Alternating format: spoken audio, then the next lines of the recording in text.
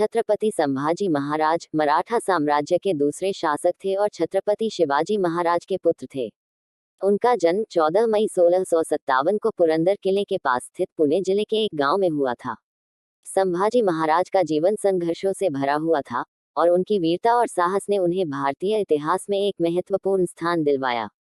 शिवाजी महाराज और उनकी पत्नी जीजाबाई के पुत्र संभाजी महाराज को बचपन से ही युद्ध और प्रशासन की शिक्षा दी गई थी।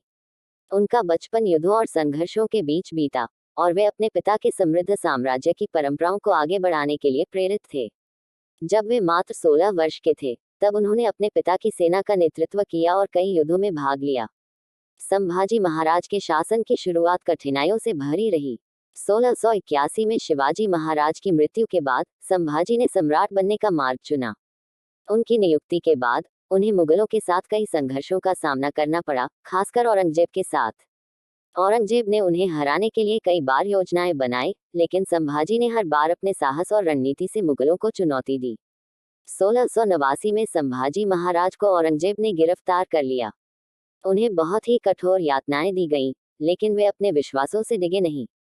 अंततः 11 मार्च 1689 को औरंगजेब के आदेश पर उन्हें अत्यंत क्रूरता से हत्या कर दी गई।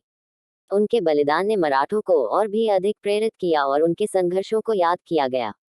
संभाजी महाराज के जीवन को उनकी वीरता, साहस और अपने साम्राज्य की रक्षा के लिए किए गए संघर्षों के लिए हमेशा याद किया जाएगा। उनका नाम मराठा साम्राज्य के इतिहास में हमेशा स्वर्णिम अक्षरों में लिखा जाएगा।